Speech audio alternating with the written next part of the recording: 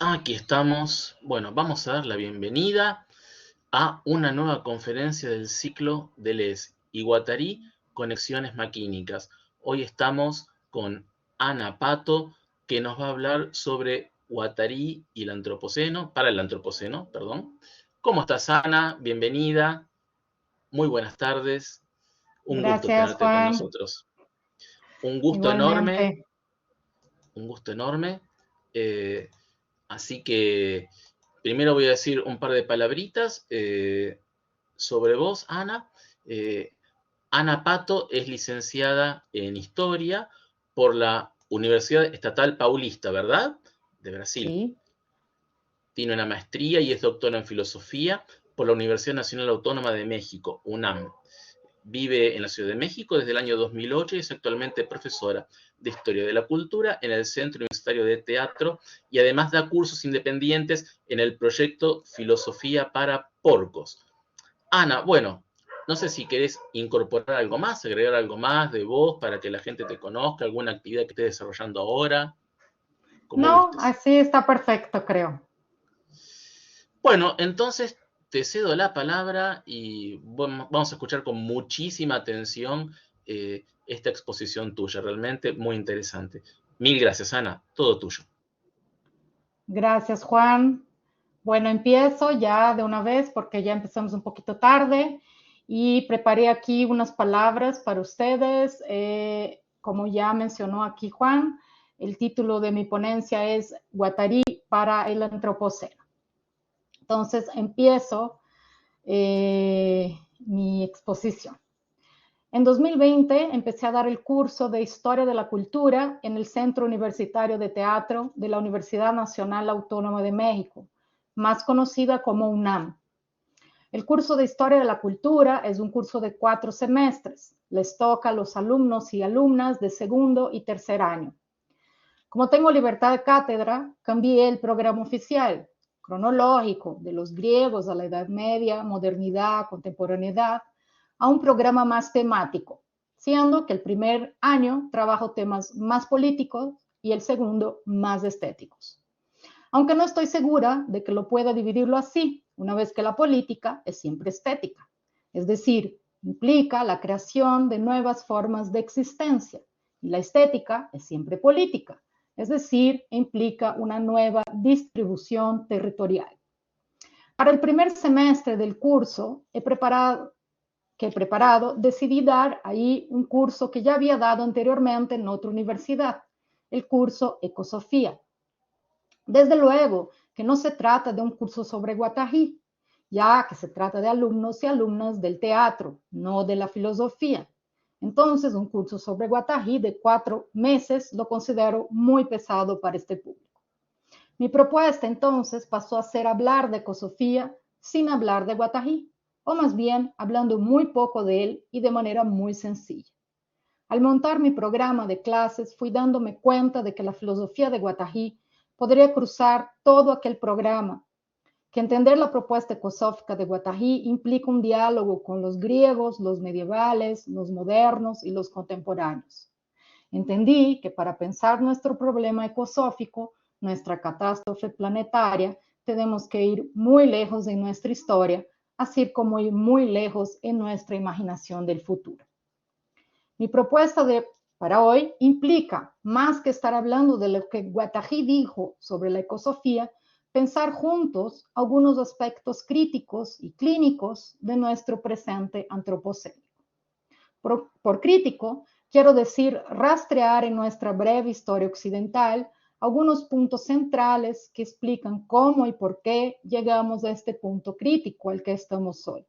Y por clínico, las líneas de fuga que debemos encontrar, los aliados de Guattari, que junto con él, conscientes o no de esta alianza, claman por un nuevo modo de existencia. Empecemos por lo peor, por el cómo es que llegamos a donde llegamos.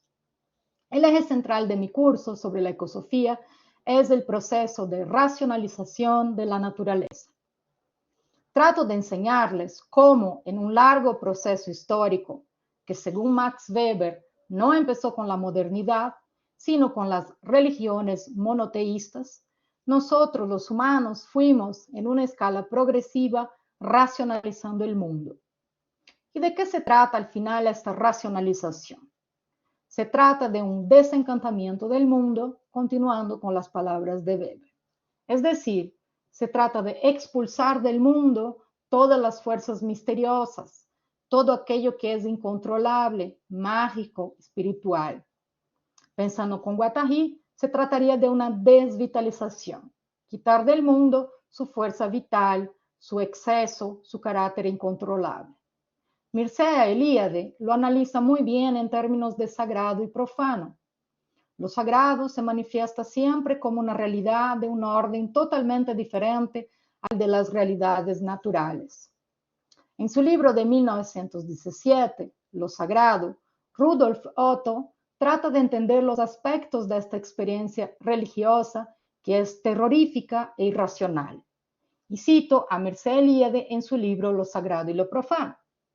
Otto descubre el sentimiento de espanto ante lo sagrado, ante este mysterium tremendum, donde se despliega la plenitud perfecta del ser. Otto designa todas estas experiencias como numinosas, del latín numen, Dios, como provocadas que son por la revelación de un aspecto de la potencia divina.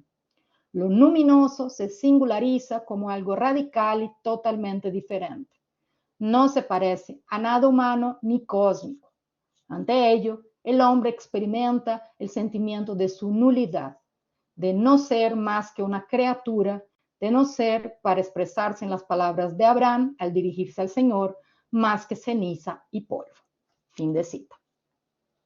En un mundo sagrado, toda la naturaleza puede revelar lo divino. Todo el cosmos puede convertirse en una hierofanía, es decir, todos los objetos pueden convertirse en otra cosa, sin por eso dejar de ser lo que es. Una piedra es todavía una piedra, aunque pueda también revelar algo de sagrado. Tenemos, por lo tanto, un mundo dotado de vida, de espíritus, de dioses. Un mundo, desde luego, muy peligroso, donde tenemos que estar a todo tiempo negociando con estas fuerzas divinas. La realidad es por excelencia sagrada. No hay nada de irreal o imaginario en estas concepciones. Todo lo contrario, lo real, el ser de las cosas, es de esa dimensión sagrada. Ese tipo de concepción la encontramos en diferentes culturas, como entre los griegos arcaicos, por así decirlos. Es decir, aquello de los poetas y oráculos, donde la naturaleza se explicaba por las fuerzas divinas. En cada sector de la vida obraba un dios. Deméter en la agricultura, Poseidón en el mar, Afrodita en el amor, Ares en la guerra, Artemisa en la caza y así en adelante. Va a ser hasta los presocráticos donde encontraremos ya un cambio en una explicación racional de la naturaleza. Casi todos los filósofos presocráticos, Heráclito, Parménides, Pitágoras, Anaxágoras, Demócrito, entre otros, van a tener un tratado sobre la naturaleza. Por eso van a ser llamados fisiologois o fisiólogos, es decir, los antiguos filósofos de la naturaleza. Estamos en un momento de transición. Todavía hay mitos, no obstante, estos filósofos buscan, más allá de una explicación divina en la naturaleza, una explicación racional. Se llamará arché, ese principio racional en la naturaleza. Se refería, en primer lugar, al estado originario a partir del cual se ha desarrollado un mundo múltiple y, en segundo lugar, a la base permanente de su ser. Una naturaleza ya no explicada por Gaia, Eros, Caos, sino por un principio lógico, el logos. Para tales, este principio será el agua. Para Heráclito, el fuego. Para Anaximandro, el aire. Para Pitágoras, los números. Vemos ahí un paso entre una concepción mítica y una concepción lógica. El universo pasa del caos a un cosmos. Pasa de ser un gobierno de caprichosos dioses para convertirse en un cosmos ordenado según las leyes de la naturaleza. Y eso va a consolidarse sin duda con las filosofías de Platón y de Aristóteles. Si damos un salto en la historia y vamos al cristianismo, Aunque se trate de una religión, la concepción de la naturaleza para nada es una concepción sagrada, tal como lo he mencionado. Ya tenemos explícito en el cristianismo las condiciones para una actitud expoliadora de la naturaleza. Como afirma Pablo Rolando Cristofanini en su artículo Cristianismo y Naturaleza, de la ideología legitimadora a los evangelios verdes, y aquí lo cito, las narrativas de la creación judeocristiana son especiales. Un todopoderoso y amoroso creador que gradualmente crea la luz de la oscuridad, las plantas, los árboles y finalmente a Adán y a Eva. El cristianismo en su versión occidental constituye la religión más antropocéntrica que el ser humano ha visto. Nada en la creación tiene otro objetivo que servir a los humanos, que han sido creados a imagen y semejanza de Dios. Fin de cita.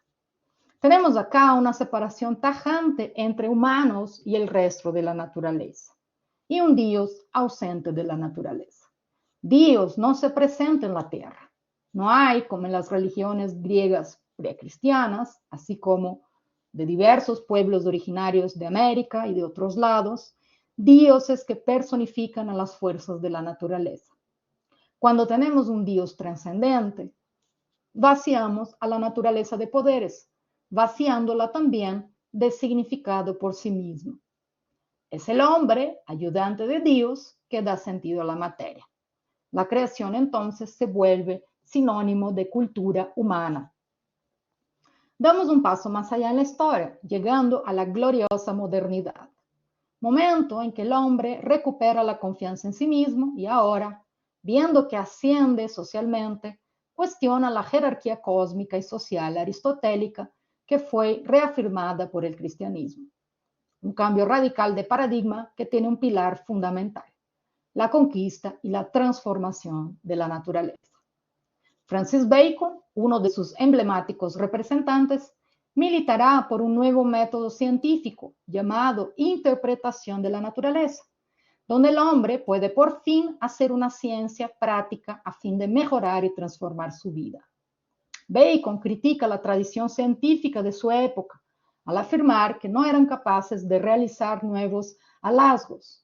En vez de estar discutiendo quién tenía razón, en vez de estar especulando por causas primeras y finales, y en vez de mantener el saber como algo privado, la intelectualidad científica debería ser una red de cooperación que se dedicara a estudiar a la naturaleza, encontrar las leyes de esta para así poder modificarla en provecho de la mejoría de la sociedad. Descartes sigue los pasos de Bacon, no tanto en la defensa de una ciencia experimental, sino en la defensa de un método científico capaz de llegar a ideas claras y distintas. Descartes es mucho más idealista que Bacon, parte de una realidad de las ideas, el cogito, pero para partir de esta primera verdad incuestionable, llegar a una verdad del mundo exterior, a saber, lo que no es res cogita, es pura extensión. El cuerpo, la naturaleza, el cosmos, todo lo que no es el yo pensante, es pura materia y movimiento que puede ser calculada.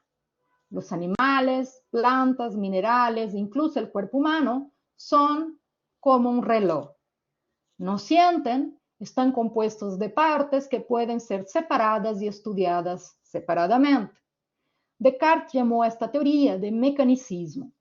El universo es simple, lógico y coherente, y podemos conocer sus leyes vía cálculos, vía matemática.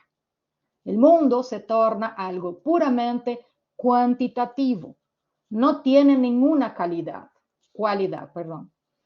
Es sin olor, sin sabor, sin color. La naturaleza se torna un mundo opaco, silencioso, que es puramente un entrechocar de materia sin finalidad o motivo.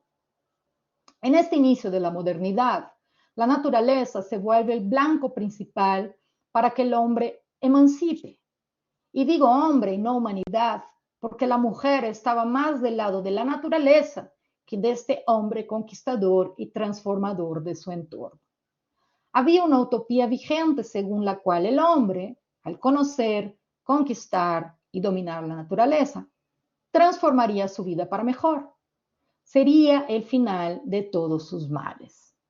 Este ideal utópico va a atravesar todo el siglo XVII, XVIII y XIX, culminando en el positivismo de Augusto Comte, que con su lema Orden y Progreso pensaba en un progreso natural de las sociedades, es decir, las sociedades evolucionan naturalmente de una sociedad teológica a una metafísica y finalmente a una científica.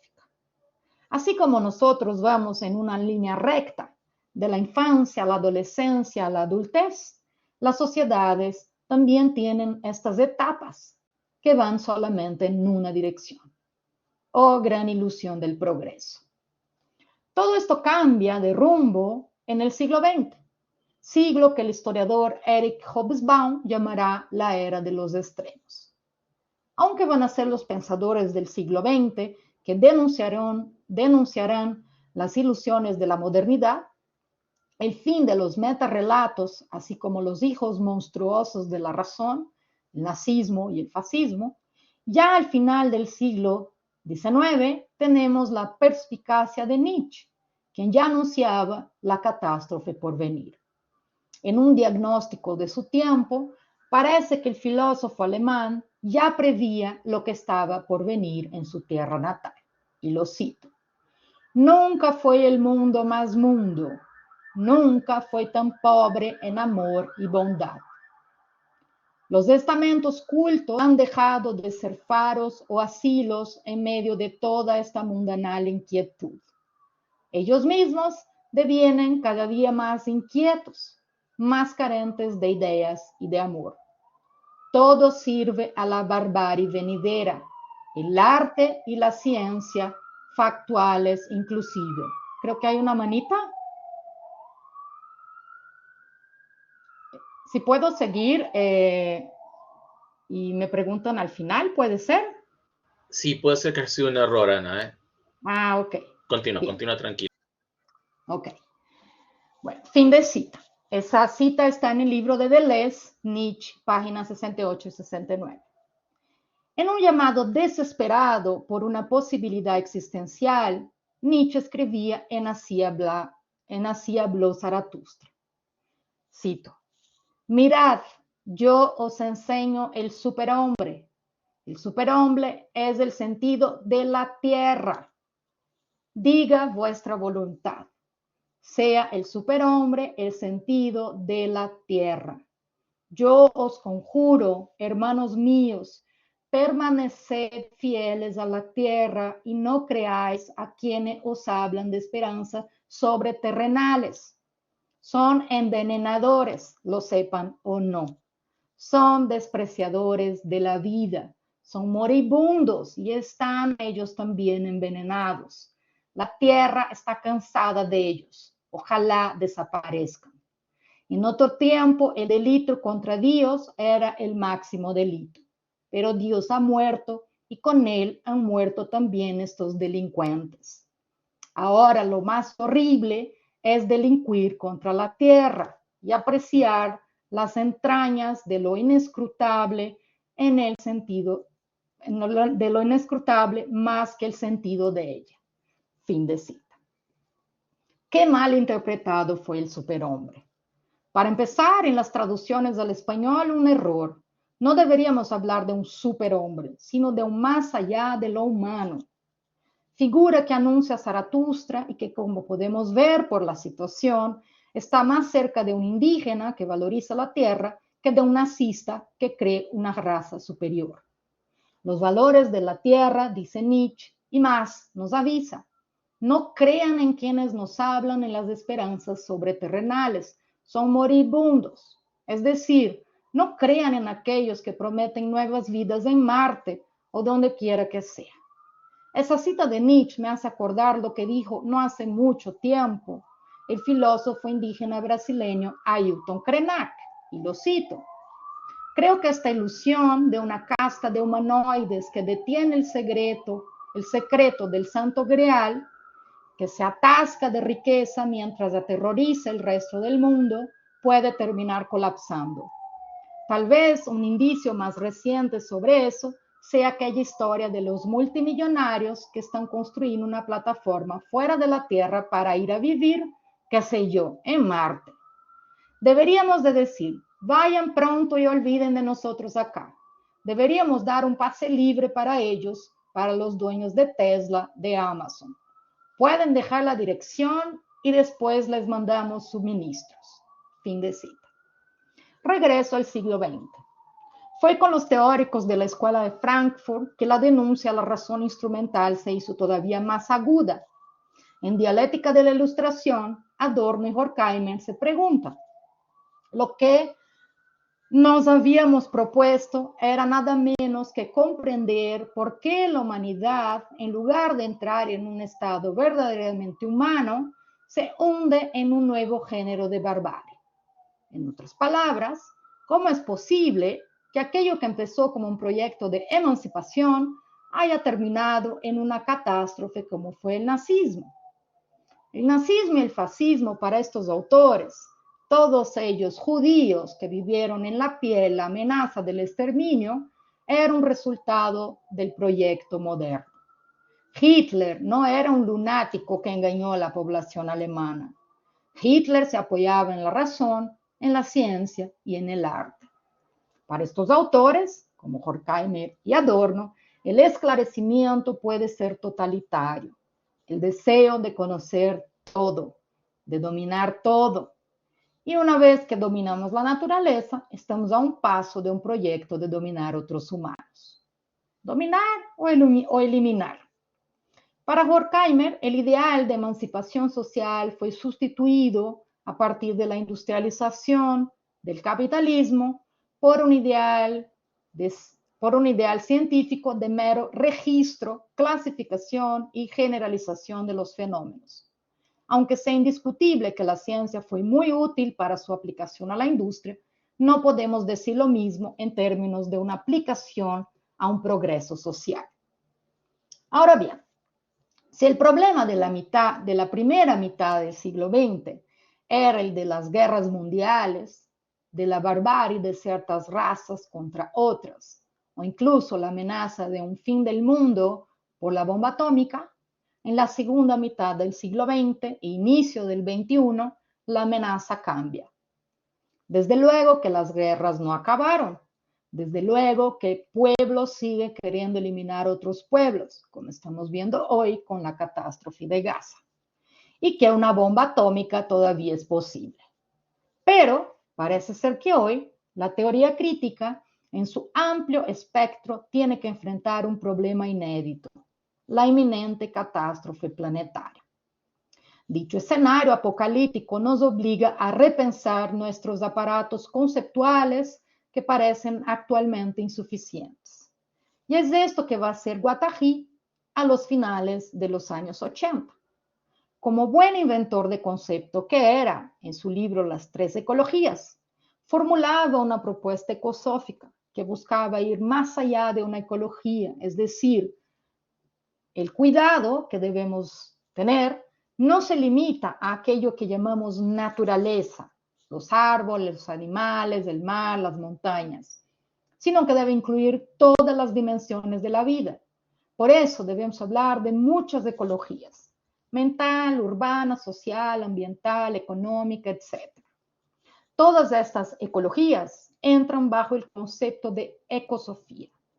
En su libro publicado recientemente por Stéphane Nadeau, con el título ¿Qué es la ecosofía?, contamos con diferentes artículos de Guattari sobre este problema.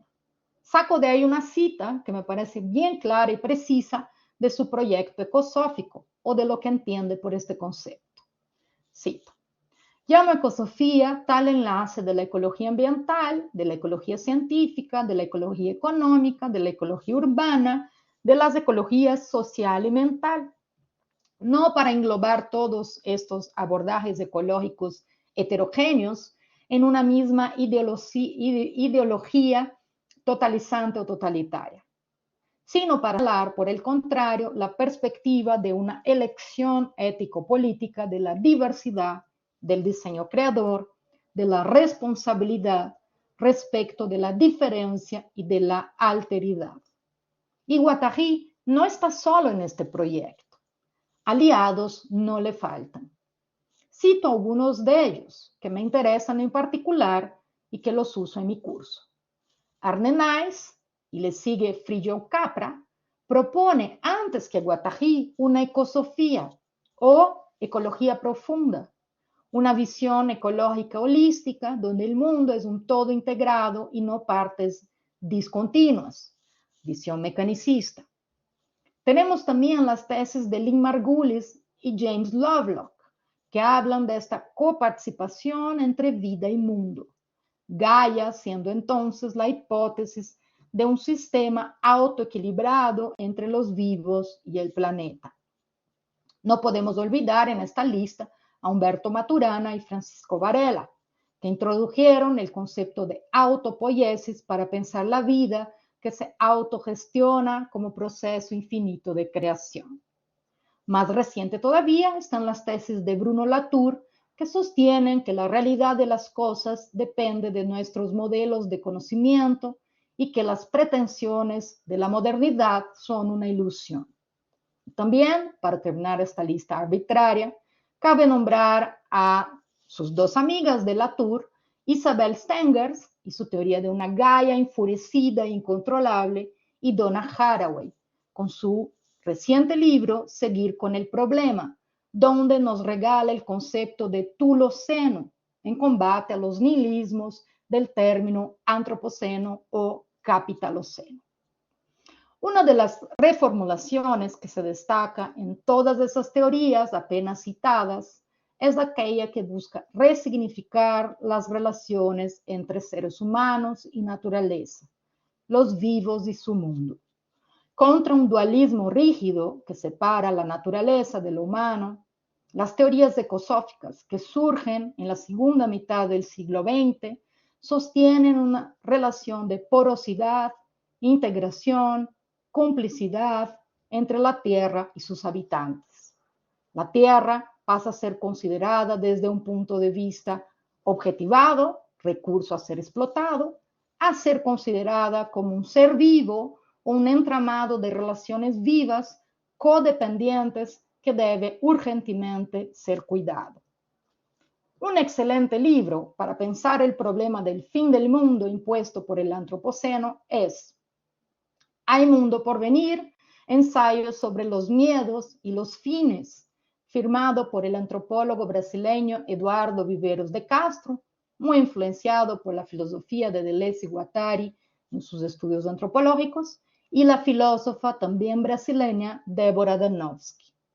En este libro, Ensayos, Castro y Danowski hacen una especie de inventario de las ideas contemporáneas, sean filosóficas, tecnológicas, literarias, audiovisuales o etnográficas, que problematizan el fin del mundo antropocénico. Hay quienes conciben un mundo sin nosotros, sea en el pasado, sea en el futuro. Hay quienes dicen que solo puede haber mundo futuro, sea el mundo inorgánico o de los demás vivos, sin nosotros, los humanos. Hay quienes creen que la tecnología va a resolver todo, así como hay aquellos que creen que ya es tarde de más. Yo creo que una de las interpretaciones problemáticas de Deleuze y Guattari es pensar que estos autores son entusiastas de la tecnología. Debido a su famoso concepto de maquínico-máquinas, algunas lecturas como Nick Land, Alex Williams, Nick Sirnicek, podrían hacer de Guattari un aceleracionista. Un gran error e injusticia para estos autores, porque se olvidan que lo maquínico para estos autores no es la tecnología, sino el funcionamiento del deseo, de la vida con mayúscula, de la naturaleza. Desde la visión aceleracionista, cierto mundo que ya terminó debe terminar definitivamente. Debemos acelerar todavía más la producción, en una interpretación de lo que los filósofos de Mil Meseta decían de la desterritorialización absoluta. Aquí cito del libro de Danowski y Castro. Poner la máquina capitalista en overdrive, potencializar la destrucción creadora que la mueve hasta que termine por autodestruirse y nos cree un mundo radicalmente nuevo. Después del apocalipsis, el reino. Fin de cita. Los enemigos del aceleracionismo son los ambientalistas, que sueñan con un regreso al pasado, con un regreso a condiciones menos artificiales de la existencia. Uno de estos críticos a la ecología es el filósofo Alain Badiou, que considera los movimientos ecologistas de carácter reaccionario, una religión del miedo. Para estos pensadores, es como si tuviéramos que elegir entre el animal que fuimos y la máquina que seremos. En 2013, Alex Williams y Nick Snirsek publicaron su manifiesto aceleracionista, que tuvo cierto éxito en la blogosfera.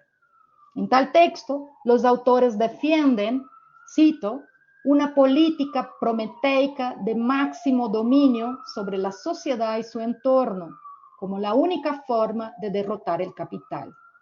Esta mastery tiene por objeto preservar las conquistas del capitalismo tardío, evitando destruir la base material del neoliberalismo.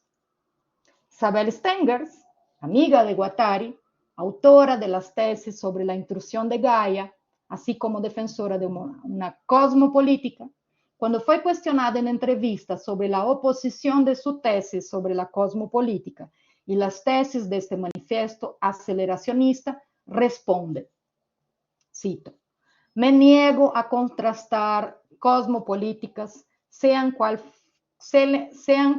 fueran sus insuficiencias, con esa basura. Ellos son cerdos chauvinistas y punto.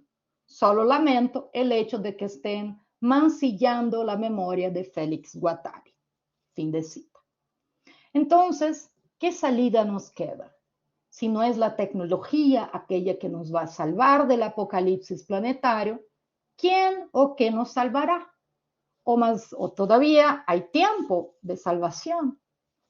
Creo que si pensamos otra vez con Guattari, el cambio viene de una mutación subjetiva, una mutación radical de nuestros valores. Guattari, como sabemos, no era nihilista, así que si estamos todavía acá, hay tiempo, hay voces. En un artículo publicado en la Ecosofía, Guattari dice, lo cito, hay una suerte de carrera en velocidad entre la conciencia colectiva humana, el instinto de supervivencia de la humanidad y un horizonte de catástrofe y de fin del mundo humano en el plazo de algunos decenios. Perspectiva que a la vez vuelve a nuestra época muy inquietante, pero también apasionante, puesto que los factores ético-políticos adquieren con esto un relieve que jamás han tenido antes en el curso de la historia. Fin de cita. Es pues la urgencia de nuestro presente que puede activar una máquina revolucionaria nunca antes vista. Para ir concluyendo, me gustaría plantear una alianza del pensamiento de Guattari y su propuesta de cambio radical de valores y mentalidad con el pensamiento de pueblos originarios. Más allá que la tecnología, nuevas alianzas con la tierra. Quisiera brevemente presentar dos pensadores, sobrevivientes, militantes brasileños que siguen una lucha que se arrastra por más de 500 años en el suelo brasileño. El primero es Ailton Krenak, autor de libros como Idea para posponer el fin del mundo, La vida no es útil y El día de mañana no está a la venta. Todo eso está en portugués. Ailton Krenak pertenece al pueblo Krenak, los cabezas de tierra, hoy ubicados en el estado de Minas Gerais, en Brasil, quienes, además de toda la persecución que su pueblo ha tenido en los últimos 500 años, hoy viven en una región donde el río que les alimenta, el río abuelo, como lo llaman, está completamente contaminado por residuos de la minería debido a más una catástrofe ambiental en los últimos años, donde se rompieron las barreras que contenían estos residuos. Las catástrofes tuvieron una magnitud que no solo ha devastado el río, como poblaciones, vegetaciones, ciudades e incluso arrecifes, pues, aunque el estado de Minas no tenga litoral, todo río termina en el mar. En sus escritos, denuncia estos conceptos vacíos de humanidad, progreso, ciencia e instituciones. Por experiencia, sabe que las instituciones bien consolidadas en el siglo XX, como Banco Mundial, Organización de los Estados Americanos, Organización para la Educación, Ciencia y Cultura, la UNESCO, son fachadas que compactúan con una inmensa exclusión y depredación capitalista. En su ensayo, Ideas para posponer el fin del mundo, narra que cuando quisieron construir una reserva de la biosfera en una región de Brasil, tuvieron que justificar a la UNESCO por qué era importante detener la minería. Y aquí lo cito. Para esta institución es como si bastara mantener solamente algunos lugares como muestra gratis de la tierra. Fin de cita. Otro pensador que me gustaría mencionar es David Kopenawa, chamán y uno de los portavoces más conocidos del pueblo Yanomami, quien recientemente escribió A Queda do Céu o La Caída del Cielo, una obra prima contraantropológica junto al etnógrafo Bruce Albert. Este libro, de casi 800 páginas, publicado primero en francés, después en portugués, es un escrito etnográfico y biográfico de Kopenawa, en el cual encontramos una detallada narrativa de la cosmovisión Yanomami, así como la historia de cómo David perdió su familia para las enfermedades que llegaron con los blancos, cómo vivió entre los blancos por muchos años y cómo redescubrió su persona Yanomami con los enseñamientos chamánicos. El libro también relata toda la historia de violencia y destrucción que han sufrido en estos siglos de conquista.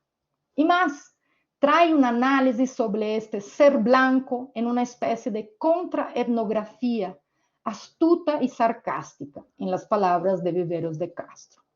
Para Bruce Albert, encontramos en este escrito una crítica chamánica de la economía política de la naturaleza.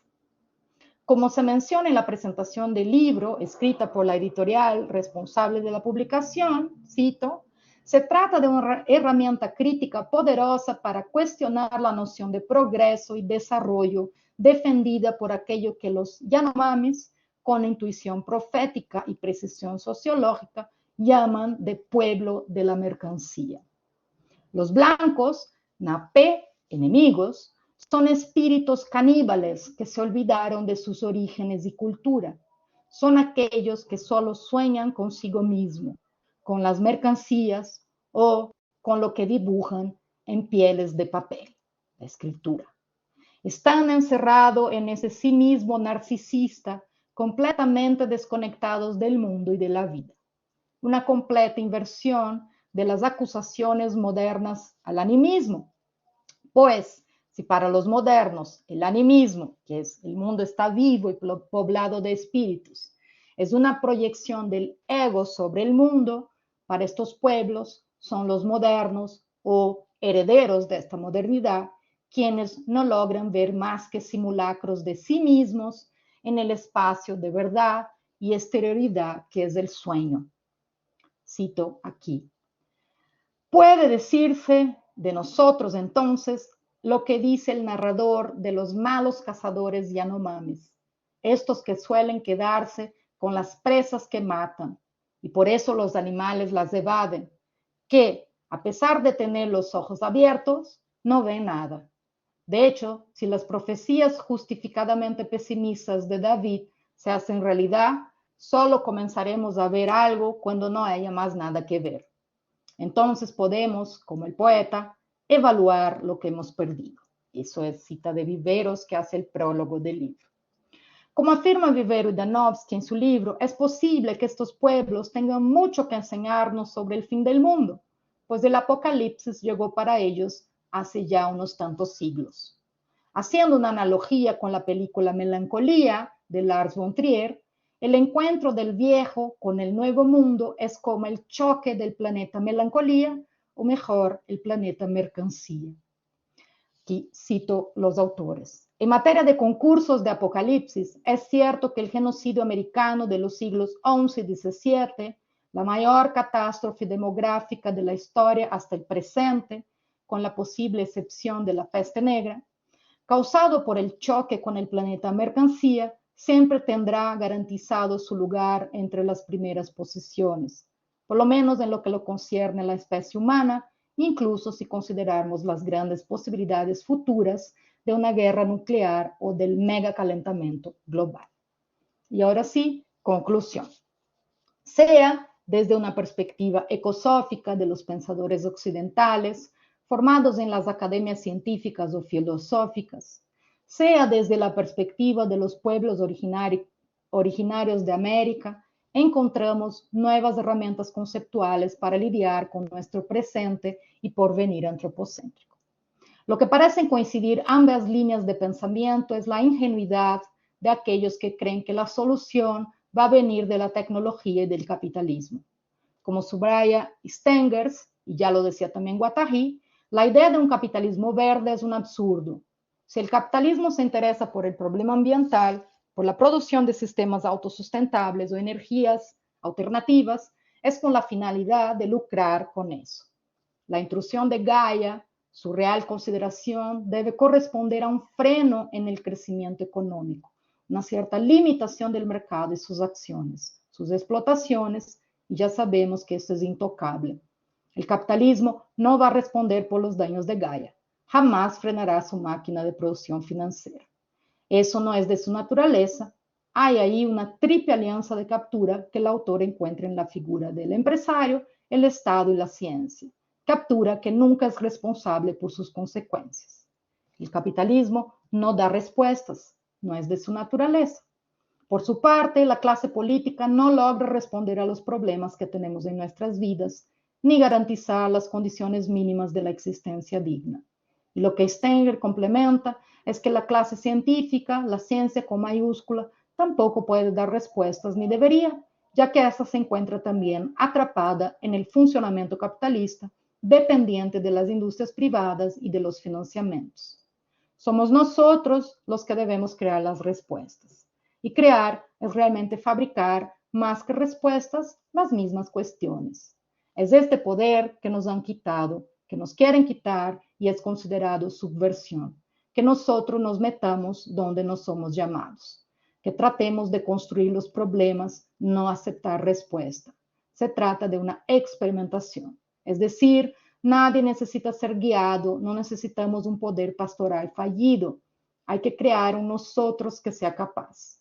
Un nosotros que va a considerar también las demás especies, lo inhumano, animal, vegetal, mineral. Un nosotros que recupere su capacidad de cuestionar, es decir, de pensar y sentir, y que puede formular sus propias cuestiones de acuerdo a los problemas que les afectan. Un nosotros que desde luego no es una generalidad abstracta, sino localidades, varios nosotros, un tipo de agenciamiento, de micropolítica colectiva, de relaciones de resistencias que promuevan principalmente un cambio en la percepción, que se haga percibir como intolerable el proceso de racionalización capitalista. Y aquí termino hablando una cita de Stengers que me parece que cabe aquí para finalizar. Que no me pregunten qué otro mundo será posible, quien se haya vuelto capaz de contemporaneizar con ella. La respuesta nos pertenece a un proceso de creación cuya terrible dificultad sería insensato y peligroso subestimar, pero que sería suicida considerar imposible. Muchas gracias. Bueno, gracias a vos, Ana. Muy interesante todo lo que nos has planteado. Surgen, bueno, un montón de preguntas, un montón de cuestiones. Me gustó mucho Toda la parte final en relación con el nosotros, genial, podemos conversar acerca de eso porque es muy actual. Y un poquito conversábamos de eso antes relacionado con las coyunturas políticas en Brasil, en Argentina, en distintas partes de nuestro continente. Me gustó también, nunca es suficiente aclararlo, eso también lo podemos apuntar, el tema de lo maquínico, el tema, bueno, que aparte da nombre a este ciclo, ¿no? Esa confusión muy habitual que suele haber entre la dimensión maquínica en Deleuze Guattari y la tecnología, ¿no? Algo que nuestros amigos una y otra vez se han encargado de aclarar, pero parece que nunca fue suficiente, ¿no? Y tal vez, y te dejo acá la primera preguntita, el primer comentario, no es una pregunta, es para charlar, para abrir la charla. Es posible que sea por eso que hayan abandonado el concepto de máquinas deseantes, ¿no es cierto? Porque desaparece de golpe. Y yo creo que a pesar de que advirtieron una y otra vez, ojo, cuidado, no hay máquinas deseantes por un lado y máquinas sociales por el otro. Hay una identidad de naturaleza, la diferencia es de régimen, pero es como si no hubiese sido suficiente, ¿no? Como que yo creo que advirtieron que estaban instalando ahí un dualismo peligroso, todo lo contrario de lo que ellos se proponían, y dijeron, bueno, listo, no, retomemos este viejo conceptito guattariano del agenciamiento y vamos por ahí. No sé, ¿qué te parece? No sé si estaría de acuerdo contigo porque ellos no abandonan el concepto de máquina y mil mesetas, porque No, hablan de de máquina máquina deseante. abstracta, No, sí, de máquina pero la deseante, no de máquina máquina en sigue, general. No, sí, eso no lo discuto en absoluto. Es más, mi idea principal, por el contrario, es que el concepto de máquina es fundamental en la ontología de Deleuze-Guattariana, sí, y creo que hay como una unidad de plan en toda la obra. Lo que abandonan puntualmente es máquina deseante, ¿no? sí, Y esas máquinas deseantes desaparecen del mapa sí. y sí, por supuesto, máquina abstracta, máquina de guerra, pero no máquinas deseantes. Sí, o sea, yo creo que primero porque ya no están en el plan de psicoanálisis. O sea, ya pierden un poco el interés por una discusión con el psicoanálisis ya en mil mesetas. Y sí, realmente habría ahí un dualismo entre máquina social y máquina deseante que desaparece posteriormente cuando hablan de agenciamiento maquínico, ¿no? Pero ahí está, creo, el término máquina persiste en máquina abstracta y agenciamiento maquínico. Y yo creo que desde ahí hoy lo que yo planteaba era esta confusión de lo maquínico, sea agenciamiento maquínico o máquina abstracta o máquina deseante o la máquina que quieras con tecnología, ¿no? Que es como justamente pensar que estos autores están proponiendo un mundo poshumano, un mundo donde ya seríamos cyborgs, ¿me entiende? Así como una desterritorialización absoluta de la Tierra, en Claro, donde ya viviríamos un mundo sin, o sea, un mundo otro, ¿no? Que es ahí peligroso, como dice Stengers, porque no se trata de abandonar la tierra, porque necesitamos la tierra para vivir, ¿no? O sea, aquí podemos entonces pensar un agenciamiento en donde sí coincidiría o conviviríamos máquinas, animales, minerales y humanos o lo que sea, ahí ya también diluyendo un poco las fronteras ahí muy rígidas entre estos seres, pero yo pienso que el nivel de desarrollo tecnológico que tenemos o el nivel de desarrollo de tecnología, no maquímico, ya de tecnología, es insostenible. O sea, como menciona Viveros y Danowski en su libro, ahí sacando referencias, obviamente, de datos ahí verídicos, ¿no? No de fake news, es que si nosotros todos que vivimos en este planeta utilizáramos los recursos que utiliza Estados Unidos, que es un país desarrollado donde todos están básicamente ahí en computadoras y consumiendo un montón de recursos, necesitamos 5 planetas. Y no tenemos 5 planetas para utilizar, sacar y explotar todos estos recursos. Entonces, sí es necesaria una disminución. Eso siento que es ahí, me gustan estas propuestas. O sea, creo que me hicieron pensar muchas cosas leyendo, porque uno luego no quiere perder este tipo de vida de confort y de usar todo lo que usamos y de gastar la energía que gastamos y de usar nuestros celulares y todas estas máquinas. Pero todo eso necesita algo que se está agotando, ¿no? Entonces yo creo que es una crítica muy radical y que a nosotros no nos gusta pensar una vida sin la tecnología, o entonces pensemos que unos tenemos tecnología y otros no tienen, ¿no? O sea, entonces, en fin, creo que me gusta, o sea, siento que si hay una urgencia en el presente y tal vez, en fin, tuvimos el COVID, que fue ahí, ¿no? Una cosa que nos impactó mucho y que tuvimos que cortar ahí por un tiempo nuestras formas de vida. Tal vez va a haber otras imposiciones de la tierra en donde no va a haber opción, va a ser determinante. Y ahí a ver qué hacemos, ¿no? Sí, con eso. Y ahí, por ahí se inserta, ¿no?, la dimensión ecosófica del pensamiento guattariano. Un poquito Claro. hablábamos justo de las tres ecologías antes de comenzar tu exposición, y es muy interesante cómo en ese texto se presentan distintos registros ecológicos, ¿no es verdad? Y cómo Sí, interactúan y cómo, digamos, cómo están atravesados por lo que ahí llama Guattari una perspectiva ético-política. Esto es muy interesante. sí, Es una perspectiva ético-política la que atraviesa la claro. ecología propiamente ambiental, social, mental. Eso nos da una especie de horizonte, ¿no?, del pensamiento de Ujú. Guattari.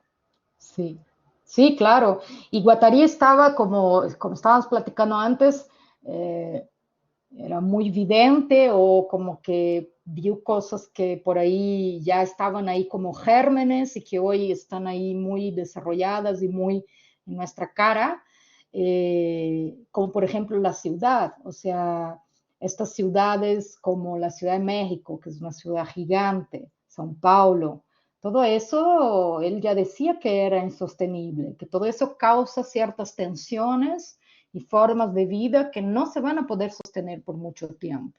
No está diciendo que tengamos que regresar al campo, pero tal vez que debamos disminuir esta concentración de gente en esos espacios, porque estamos viviendo en ciudades que tienen polución, que no funciona el tráfico, hay conflictos ya de clases en donde, por ejemplo, tenemos poblaciones muy pobres conviviendo muy de cerca con poblaciones muy ricas. Todo eso genera violencia, genera tensión, genera, en fin, formas de vida que no son para nada saludables, ¿no? Entonces, reorganizar todo, o sea, es una reorganización de nuestras formas de vida en el más amplio sentido, ¿no? Entonces, yo creo que, en fin, va un poco por ahí el tema.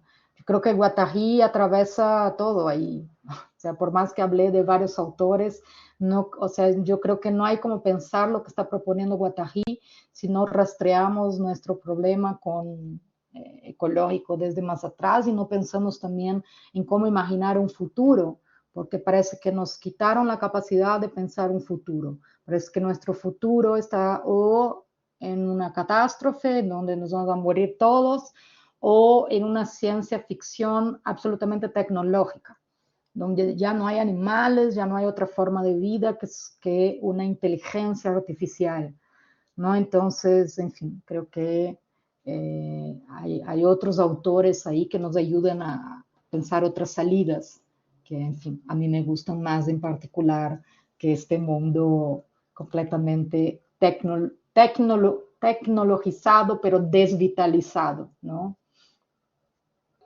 Y ahí, en esa polaridad, bueno, yo creo que se introduce la necesidad de una transversal, ¿no? Siempre el concepto de transversalidad es súper importante en Guattari, ¿no? Esquiva las síntesis clásicas que proponía cierto idealismo, también cierto materialismo, y bueno, él introduce esta transversalidad que es incluso constituyente del grupo sujeto, ¿no es verdad? O sea, ni una dimensión puramente vertical, ni una dimensión puramente horizontal, ¿no? Entre la pirámide y la anarquía es como que hay necesidad de, o la pura anarquía, la mera anarquía es como que hay una necesidad de buscar transversales. Esas dos dimensiones por sí solas no tienen la respuesta. Y nos constituimos como sujetos transversalmente en todos los sentidos de la palabra. Por eso me gustó mucho lo del nosotros, ese que estabas pensando al final, ¿no? Porque me retrotrajo al tema del grupo sujeto, a esto de la transversalidad. Es muy Sí, fuerte y lo necesitamos, no sé cómo lo ves, pero sí. es, fíjate que ahora estamos hablando, bueno, de Brasil, de Argentina, también de México, de los demás países de nuestro continente, y estamos tejiendo algo ahí. Estamos tejiendo algo, algo que necesitamos para hacer frente a la catástrofe que vos mencionabas. Ujú, ujú. Sí, conexiones, ¿no? Que creo que es ahí un poco de esa transversalidad también, conexiones más diversas, conexiones con pueblos originarios, conexiones con europeos, conexiones con colonizados, ¿no? Conexiones con ahí, siento yo, un nosotros que todavía necesita ser creado más allá ahí de estas divisiones que tenemos ahí de razas, de diferencias, de, en fin, porque parece que nos toca ahí a todos y obviamente nos va a tocar a todos, pero siempre con siempre va a llegar primero a los más pobres, los más miserables, les va a tocar peor, ¿no? Es eso que, en fin, ahí tenemos casos hoy, por ejemplo, que están construyendo ahí en Suecia, no sé dónde, ciudades como sostenibles y todo eso. Pero bueno, o sea, sobrevive ahí una burbuja y lo demás estamos ahí, en fin, a merced de todas estas fuerzas de la naturaleza, ¿no? Que están cada vez ahí, creo que más devastadoras, ¿no? Entonces, repensar también esta idea de nosotros y reconstruir ahí nosotros que estamos ahí juntos, ¿no? Para sobrevivir ahí a todo eso, creo que es también súper importante, ¿no? Y, en fin, encontrar ahí más allá de estas identidades, qué sé yo, establecidas, una identidad ahí de una humanidad que está a punto de extinguirse todos ahí. ¿Y qué hacemos entonces? ¿No? ¿Con quiénes hacemos alianzas para sobrevivir ahí? En fin. Y me parece súper interesante, Ana, porque justamente creo que lo importante de las máquinas, de las conexiones maquínicas, es que no nos dejan ni en el plano molar, pero tampoco en el plano meramente molecular. No sé cómo lo ves. Esto me gustaría conversarlo con vos. Hay, me parece a mí, puedo estar totalmente equivocado, una lectura que para mí hace agua de Guattari cuando se lo piensa como un pensador pura o exclusivamente molecular, ¿no? Como que solo le importa lo molecular, lo molar desaparece por completo, y yo creo que no es así. Incluso en las tres ecologías hay un enfoque planetario, a escala planetaria, que no solo, digamos, Guattari no hace un lado, sino que va vertebrando un poco sus análisis. Por supuesto que importa lo micro, por supuesto que importa lo molecular, eh, eso ni hablar, o sea, Guattari le ha dado suma importancia, pero creo que nunca ha descuidado por completo el plano molar o la importancia de un enfoque planetario. Me parece, no sé cuál es tu lectura. Sí, esto ya habíamos hablado contigo una vez, de hecho, ¿no? Sin duda, o sea, solo podemos separar molar y molecular analíticamente. Esas dos líneas cruzan la vida, son líneas vitales, no, o sea, lo diferenciamos para poder pensarlo, pero ahí están. Yo esta semana estaba preparando una clase justamente y es una clase de Deleuze y la literatura, Y en Mil Mesetas hay ahí un capítulo que se llama Tres novelas, lo que pasó, en donde Deleuze retoma una novela de Henry James que se llama In the Cage, en la jaula, creo que fue traducido en español, donde es una personaje que es una telegrafista, una mujer de telégrafo. Entonces él narra ahí cómo se cruzan las diferentes líneas. Ella tiene ahí su vida molar, su novio, el plan del matrimonio, todo bien planeado, ¿no? Y Deleuze dice, sería muy fácil decir esa línea es mala. Es muy fácil decir eso, pero él dice, todavía en esta línea hay mucho amor y mucha ternura, ¿no? Y es la línea que al final predomina, ¿no? Entonces, lo molar está ahí, o sea, nosotros necesitamos lo molar, nosotros necesitamos cierta seguridad, cierta tranquilidad. Eso sería una lectura completamente errónea de Guattari y hablar que solo hay molecular. Y es casi decir que ellos decían para que volvámonos esquizofrénicos, ¿no? Es un poco el mismo error, siento yo, que no se trata de eso, no se trata de Claro, vivir en claro. la desterritorialización. Hay que desterritorializar de los territorios nefastos para reterritorializar. Nosotros somos seres territoriales, o sea, sin molar y sin territorio no vivimos. Eso creo que, ¿no? O Bueno, sea, seríamos muy ingenuos es pensar que genial. solo hay molecular. Bueno, es el comienzo mismo de Rizoma, ¿no es cierto? Está muy bueno esto de poder saludar.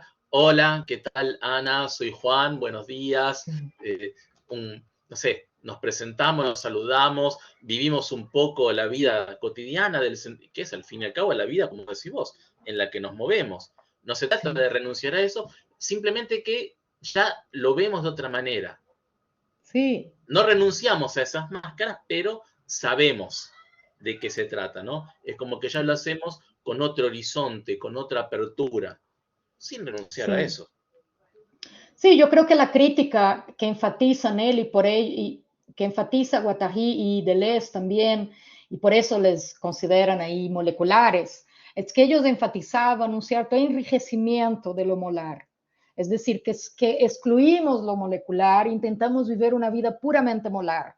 Y eso no se puede tampoco, porque la vida es caos también. El caos nos atraviesa. Se muere alguien que amamos, nos deshacemos. O sea, es horrible, ¿no? Cuando se deshacen estas construcciones molares. Y la vida está hecha de desconstrucción también, de fuga, de cosas que no podemos controlar. Entonces, yo creo que la crítica que hacían es, no podemos vivir solo en lo molar. Y eso fue un intento ahí de la modernidad. O sea, somos solamente sujetos pensantes y con identidades y vivir esta vidita encerrada en nuestra conciencia. Y no, entonces que ahí después ya viene ahí Freud a darnos el inconsciente que va justamente ahí, ¿no? Quitarnos ahí de esta conciencia pura ahí, ¿no? Entonces, yo creo que lo que ellos enfatizan de lo molecular es justamente desde un sentido ahí de necesidad de decir, oye, hay estas dos dimensiones y estas dos dimensiones se están cruzando.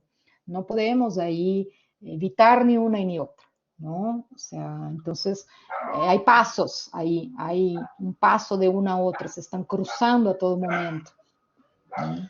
Además, creo que hay que poner en contexto, ¿no es cierto? Creo que cuando escriben, especialmente Antiedipo, ¿no? Están en lucha contra grandes molaridades o sistemas molares.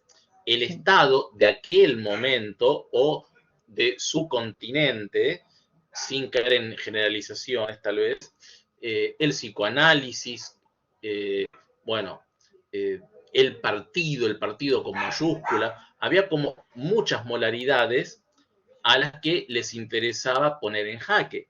Pero, uh por ejemplo, el -huh. tema del Estado me parece que también es muy, muy curioso, ¿no? Porque yo particularmente sé que es un contrafáctico total, pero no sé si pensaría lo mismo Guattari con respecto al Estado que lo que pensaba a fines de los 60 o principios de los 70.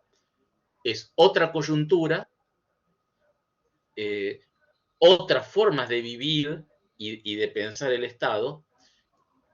Y yo no sé, ellos embestían contra determinada experiencia del Estado.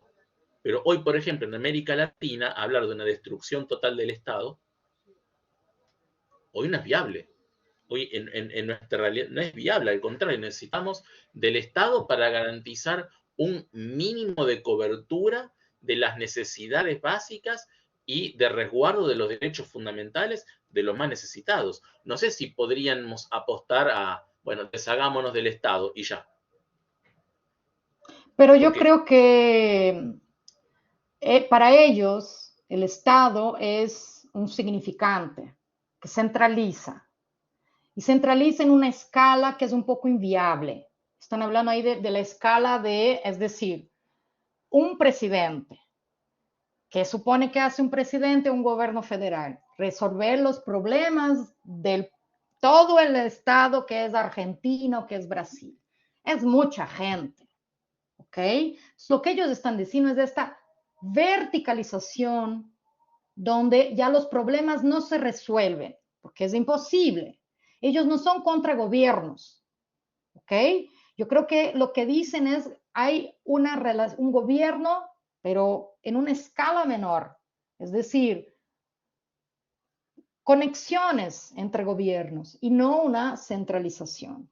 Y ellos, yo siento que ya veían, como ellos decían, el Estado es proteiforme, el Estado tiene muchas formas. Y ellos ya anunciaban ahí, principalmente en Mil Mesetas, esta última transformación del Estado, que es un Estado neoliberal. Entonces, no es un Estado-nación ya, por eso ya no tenemos bienestar social, ya nadie se jubila, ya no hay salud, ya no hay educación, ya no hay nada, porque el Estado ahora está a servicio de la máquina capitalista, ¿no? Entonces, yo creo que es a eso que critican. Ellos no critican el gobierno, no están hablando de una anarquía, sino cómo reorganizar este gobierno para que sí se pueda resolver los problemas de la población, porque eso es lo que debe hacer un gobierno. Y si lo tenemos a una escala muy arriba, se pierden los problemas, ¿no? Y si tenemos un Estado ya a servicio, entonces, de la máquina capitalista, menos. Entonces, yo creo que es una transformación política radical ahí, que tal vez deberíamos de dar otro nombre que no Estado, no sé. ¿No? Podríamos inventar otro concepto ahí para este gobierno, ¿no? Pero, en fin.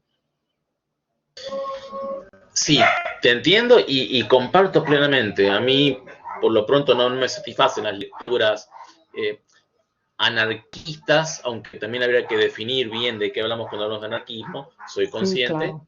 de, Sí, de Deleuze Guattari. Pero bueno, ese punto lo podemos dejar para alguna otra sí, charla.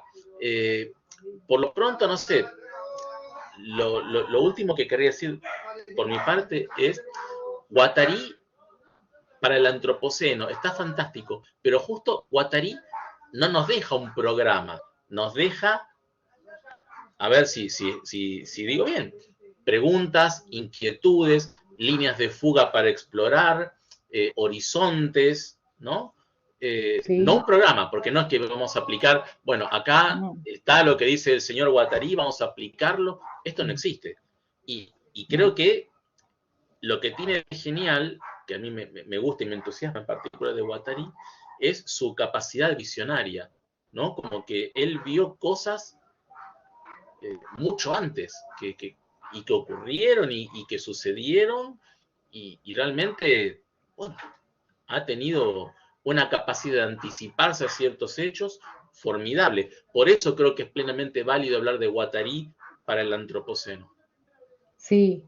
Yo creo que más que ser un visionario del estilo así medio místico, es una persona que supo ver gérmenes que ya estaban ahí y que hoy se desarrollaron y son muy evidentes, pero ya estaba ahí, ya estaba ahí el germen, ¿no? Esas virtualidades germinando ahí que hoy se actualizan y para nosotros ya son bastante obvias, pero ya estaba ahí, o sea, es cuestión de una percepción un poco más fina de Guattari ahí más que otros para pensar eso, ¿no? Y realmente no hay programa, entonces que como yo mencionaba al final, no se trata de aceptar respuestas o programas, sino de una capacidad de activar nuevamente preguntas, ¿no? Entonces, yo creo que Guattari nos deja eso. Pregunten, hagan nuevas preguntas, problematicen. Él no viene a darnos la fórmula, no hay fórmula. ¿Qué hacemos? ¿No? Crean ustedes sus propias preguntas, crean ustedes ahí sus propias salidas, ¿no? Él no nos da la salida hasta porque cada uno tiene un problema diferente. Entonces hay que cada uno ahí desde sus problemas particulares y desde la resonancia de estos problemas con el problema del vecino y con el problema del otro, hacer ahí entonces de estas alianzas, ¿no? Y pensar juntos y, en fin, activar ahí nuestra capacidad de pensar. Bueno, hablando de preguntas, no sé si hay alguna pregunta que nos quieran hacer. Tenemos acá algunos amigos, quizás quieran consultar algo.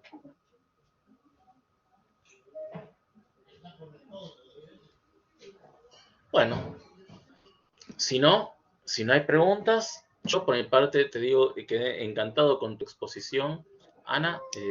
Gracias, Juan. No es la primera vez que coincidimos en una jornada, en algún evento, y no va a ser la última. Ya hay nuevas en el horizonte.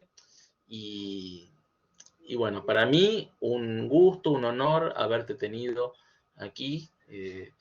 Y esperemos que haya nuevas ocasiones en este ámbito. Muchas gracias, como siempre, a la Universidad de Morón, que nos ha permitido crear este espacio, que está saliendo todo muy bien, por suerte.